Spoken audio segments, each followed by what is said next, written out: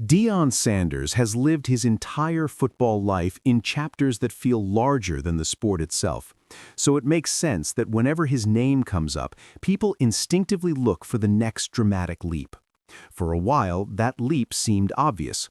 After storming into college football, flipping attention toward Jackson State and then Colorado, and turning Saturdays into must-watch television, it felt inevitable that Coach Prime would eventually walk back into the NFL, this time carrying a play sheet instead of a gold jacket.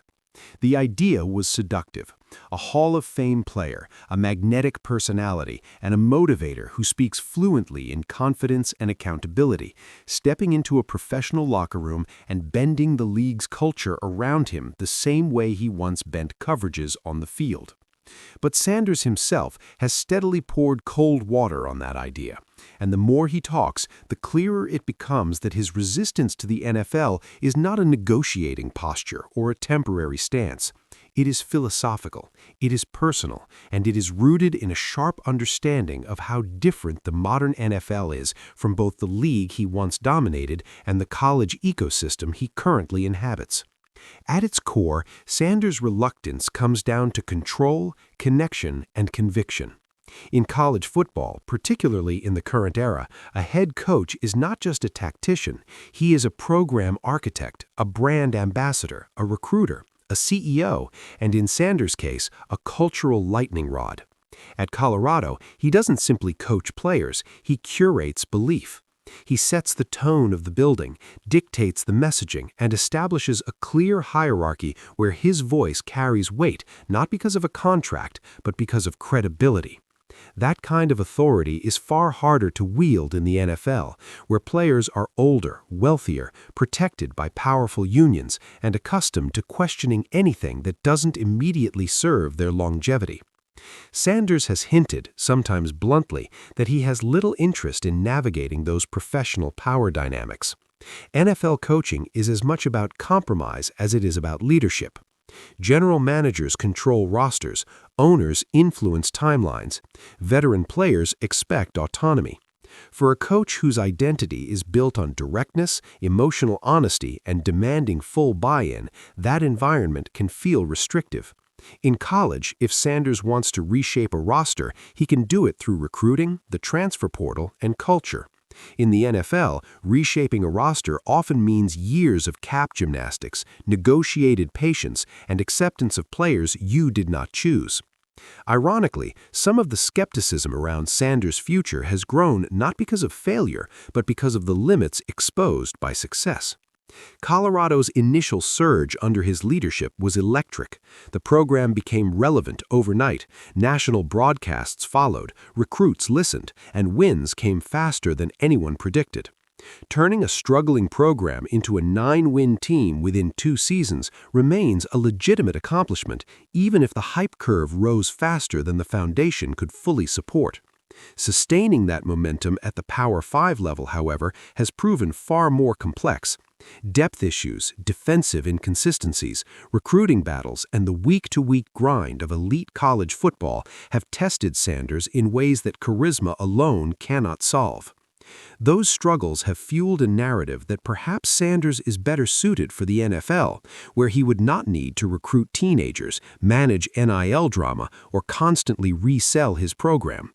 There's logic in that argument. Sanders' greatest strength has always been his ability to command respect from grown men.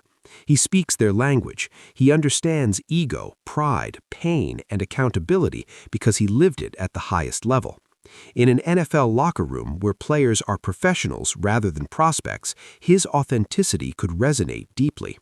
But that same locker room would also push back in ways college players cannot.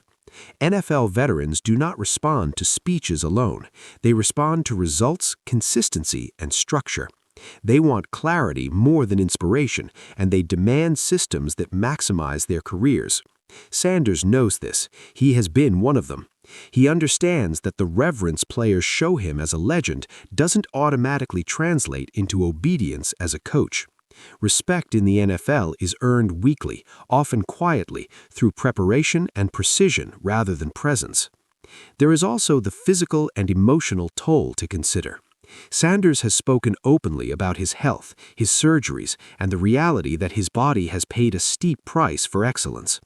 NFL coaching is relentless. It is longer seasons, fewer breaks, constant travel, and an endless cycle of pressure that does not pause for reflection. College football, for all its chaos, still offers moments of renewal through recruiting cycles, off-season resets, and the chance to redefine a roster every year. For someone who measures his impact not just in wins but in transformation, that reset matters. From a game projection standpoint, imagining Sanders in the NFL is both fascinating and fraught. His teams would likely be disciplined, confident, and emotionally charged. They would play with edge, especially early in his tenure when belief is highest. But the question is sustainability. NFL defenses adjust quickly. Locker rooms test leadership over time. Without the recruiting lever to refresh culture annually, Sanders would need to evolve into a more traditional tactician, delegating heavily and trusting coordinators to manage the X's and O's at an elite level. That evolution is possible, but it is not inevitable. And Sanders seems unwilling to chase a version of himself that feels inauthentic. Recruiting implications matter here as well, even in the absence of an NFL move. Every time Sanders publicly distances himself from the league, it sends a signal to recruits and transfers that he is invested in the college game, at least for now. That stability is valuable. Players want to know their coach is not using them as a stepping stone. At the same time, the lingering question of what's next never fully disappears. If Sanders eventually steps away from Colorado, it may not be to climb higher, but to step sideways or even back, choosing quality of life and legacy over constant escalation. From the fan perspective, Sanders occupies a unique emotional space. Supporters see him as a disruptor who challenges stale norms and injects personality into a sport that often hides behind cliches. Critics see volatility, hype, and unfulfilled potential. Both views can coexist. What is undeniable is that Sanders has forced conversations that extend beyond wins and losses. He has made people ask what leadership looks like, how much personality is too much, and whether authenticity can survive inside rigid systems like the NFL. As his comments about never coaching in the league settle, they feel less like a rejection and more like a boundary. Sanders is defining the terms of his own career rather than chasing validation from the highest level. He has already lived the NFL dream. He has nothing left to prove to that league. Coaching for him is not about climbing the same mountain twice. It is about impact, alignment, and meaning. The road ahead remains uncertain. Colorado could stabilize and grow into a consistent contender under his guidance. He could pivot into a broader ambassadorial role in the sport. He could even surprise everyone with a move that defies current expectations.